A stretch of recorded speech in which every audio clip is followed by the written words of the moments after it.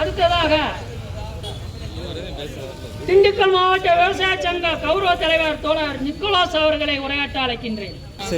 தமிழ் தேசிய மாணவர் விடுதலை கழகமும் தமிழ் தேசிய மக்கள் விடுதலை கழகமும் இணைந்து எரியோட்டிலே ஒரு வித்தியாசமான எழுச்சி மிகுந்த ஆர்ப்பாட்டத்தை நடத்தி கொண்டு இருக்கிறார்கள். விவசாயிகளையும் அழைத்திருக்கிறார்கள். அந்த அடிப்படையிலே விவசாயிகளுடைய பிரதிநிதியாக நான் வந்திருக்கிறேன்.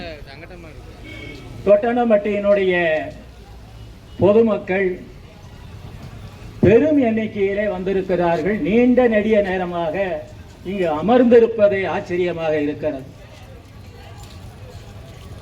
தொட்டனம்பட்டியிலேயே அந்த வார்த்தையை பற்றி நான் பல நாள் நினைக்கிறது உண்டு. ஏன் தொட்டனம்பட்டின்னு வச்சாங்க? ஆக மின்சாரத்தை தொட்டா என்ன நடக்கும்? ஒரு சாக்கு அடிக்கும். இன்னைக்கு மின்சாரத்துறையும் காவல்துறையும் தொட்டனம்பட்டியை தொட்டு சிக்கி சீரழிந்து கொண்டிருக்கிறார்கள். நீண்ட நெடிய உரையை மொத்த உரையையும் பார்க்கும் பொழுது ஏன் இந்த தொட்டனம்பட்டியில இந்த மின்சாரத்துறையும் காவல்துறையும் சிக்கிக்குச்சு அப்படிங்கிறதான் பெரிய கேள்வியாக இருக்கிறது. எனக்கு முன்பாக இவைகளை எல்லாம் விளக்கமாக பேசி இருக்கிறார்கள். நிறைவாக தலைவர் சிவலிங்கம் அவர்கள் பேச இருக்கிறார்கள். எங்களுடைய திண்டுக்கல் மாவட்ட விவசாய சங்கத்தினுடைய 2வது மாநாட்டிற்கு தோழர் சிவலிங்கம் வந்திருந்தார்கள், தோழர் சுகுந்தனோடு.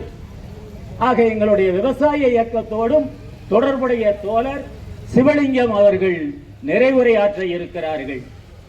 மிக விரிவாக தோழர் மீதா பாண்டியன் அவர்கள் எடுத்துரைத்திருக்கிறார்கள். இதில் இருக்கிற சிக்கல் எல்லாம் யாரெல்லாம் பின்னி படைஞ்சிருக்கிறாங்க அப்படிங்கிறத மிகச் சிறப்பாக எடுத்துரைத்திருக்கிறார்கள்.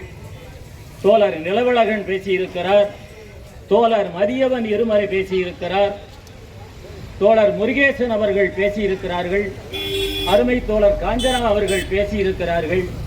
தோழர் வீரப்பன் அவர்கள் பேசியிருக்கிறார்கள். இந்த நிகழ்ச்சியை தோழர் கோப்பெருஞ்சோழன் மிக வித்தியாசமாக அருமையாக ஆழமாக இதை நடத்தி கொண்டிருக்கிறார்கள். நன்றியுரை தோழர் மாரிமுத்து அவர்கள் கூற இருக்கிறார்கள்.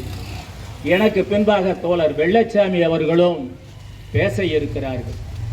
இவர்களெல்லாம் விரிவாக பேசிய பிறகு நான் சொல்லுவதற்கு ஏதாவது இருக்கிறதானா? நிச்சயமா இல்லை.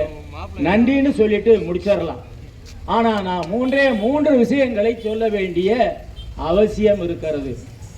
இதிலே பாதிக்கப்பட்ட மக்களிடையும் நான் ஒன்றை நினைவுபடுத்த வேண்டியிருக்கிறது. நிச்சயமாக உங்களோடு நாங்கள் இருப்போம்.